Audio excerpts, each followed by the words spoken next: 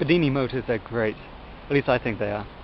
They've got to be one of the simplest free energy devices that you can build, great for beginners, even if you don't know anything about electronics. You're going to learn through building this Bedini motor. It was invented about 20 years ago, just over I think, by John Bedini, although it uses several other scientists' theories, including Nikola Tesla and E.V. Gray. You might have heard of his E.V. Gray motor, also very interesting, but Bedini motor is much more simple. In essence, all the Bedini motor actually is a pulse DC motor. All the magnets on the rotor are north poles facing out, so we could also call it a monopole motor. You can put the south poles facing out, although a lot of people have found that it doesn't work quite as well with the north pole. As I said, it's basically a pulse DC motor. You could do a similar kind of thing using a reed switch. A reed switch is basically a kind of switch that only turns on in the presence of a magnetic field. And that would turn the coil on at the right time, but the problem with the reed switch is it's hard to get it in just the right position to get the most efficiency out of the motor, and they burn out very fast. You could use a bridge rectifier, but even then they're going to burn out eventually.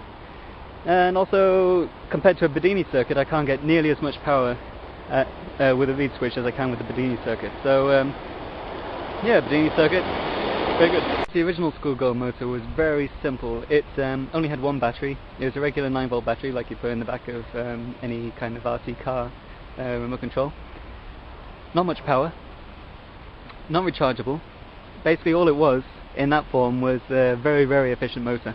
But we can get over unity out of it, but to do that we need to make the circuit a little bit more complex. Basically we have to add a second battery and give it a bit more juice. We're going to use 12-volt batteries, 12-volt lead-acid batteries, the rechargeable kind that you put in your car to start the engine, run the lights, etc. And they're also the most expensive part of the motor, although you can probably find them second-hand cheap enough. We're not too interested in the amount of energy that we can get out of the motor itself, that's the rotor part of it.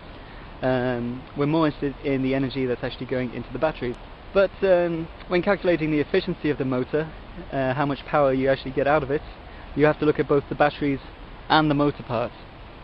You have to take that kinetic energy into account. But we don't need to worry about that too much, because more than likely you are going to get at least unity between the primary battery and the charging battery. And anything extra that you get out of the wheel is an added bonus. Okay, so you know the basics. Let's have a look at one and actually see how it works. So for that we'll have to go to my secret underground laboratory. Off we go.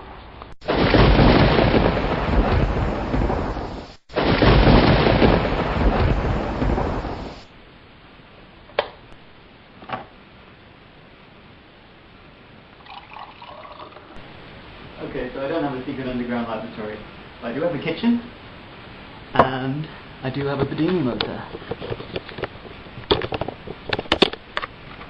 There we go. Now, you might have seen this on one of my other videos. It's a little different now, in that it has now got 2 electromagnets, and the wheel is a bit smaller.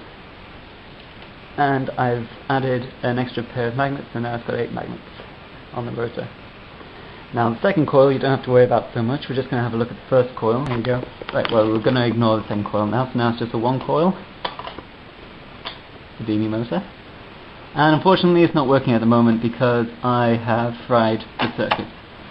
Short-circuited cables, but I'm just going to use this to show you what happens. Now you can see the magnets, one there, one there, one there, going all the way around the rotor. And of course this is the electromagnet, which has got 2 coils wrapped around the core. One coil is the fatter coil, and that's the power coil, the one that actually forms the magnetic field. And the other one is a trigger coil, which is a slightly thinner cable, and that's going around parallel with the power coil. So what happens is, when this wheel is spinning, we'll be doing a slow motion, and just keep an eye on that magnet there. As this magnet comes over the core, it triggers the current in the trigger coil, and that flows through into the collector of the transistor in the circuit, which I'll show you later. And when the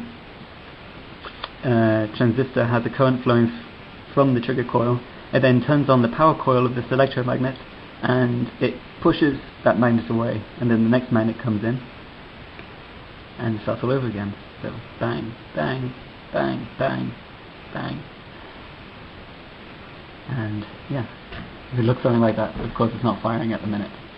So that's why I call it a pulse DC motor. It's only when the magnet is going over the core, a current is being made in the trigger coil, so it's being turned on and off, on and off, on and off, pulsing DC current basically into the power coil and keeping this wheel spinning. Yeah, yeah.